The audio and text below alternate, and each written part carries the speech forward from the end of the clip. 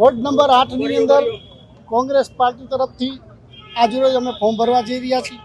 કોંગ્રેસ પાર્ટીએ ફરી મારી પર વિશ્વાસ મૂકી અને મને જ્યારે ટિકિટ આપી હોય ત્યારે લોકોનો વિશ્વાસ અને ખાસ કરીને જનતાના જે કાર્યો નથી થયા એ કાર્યોને સંપૂર્ણપણે કાર્યો કરવા માટે આવનારી ચૂંટણીની અંદર સંપૂર્ણપણે કોંગ્રેસની જ્યારે કોર્પોરેશન બનશે તો લોકો માટે ખાસ કરીને જે ક્લિનિકો જે બનશે શહેરની અંદર જે વોર્ડ વાઇઝ એ ચાલુ કરાવશું। જે મોટા મશીનોમાં પ્રાઇવેટ દવાખાનામાં જવું પડે છે એ દવાખાનાના મશીનો અહીંયા ઉપલબ્ધ કરાવશું। આજે મેન્યુફેસ્ટો કોંગ્રેસે જે જાહેર કર્યું છે ઇંગ્લિશ મીડિયમ સ્કૂલો પણ ખોલશું જે સરકારી શાળાઓની અંદર અને ખાસ કરીને કોર્પોરેટર હોય કે મેયર હોય એના પુત્રને પણ અહીંયા ભણાવશું, એના સંતાનોને પણ અહીંયા ભણાવશું જેથી કરીને લોકો પ્રેરાય કે આપણે પણ સરકારી શાળાની અંદર।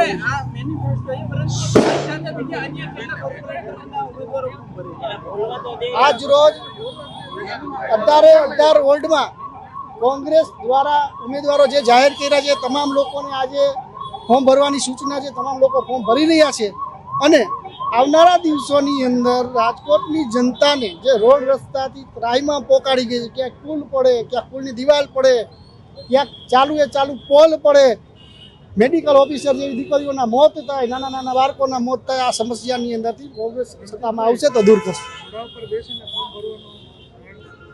જ્યારે આપણે જોઈ રહ્યા છીએ કે વર્ષો પહેલાં આપણા ઇતિહાસના પાના, સંસ્કૃતિના પાના આપણે ઊંચા કરીને જોઈ તેવા લખ્યું છે જ્યારે યુદ્ધનું મેદાન હોય, યુદ્ધના મેદાનમાં જવા માટે ઘોડી ઉપર બેસવું પડે અને આ કોર્પોરેશનની ચૂંટણી જે ઉમેદવારો લડતા હોય એ પણ એક યુદ્ધના મેદાન રૂપી છે, યુદ્ધના મેદાનમાં જ લડી રહ્યા છે ત્યારે ઘોડી લઈ અને જઈ રહ્યા છીએ એ વિજયનું પ્રતીક છે।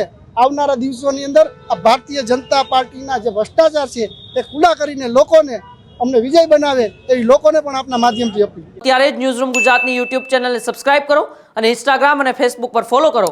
અપડેટ રહો, સત્યની સાથે રહો।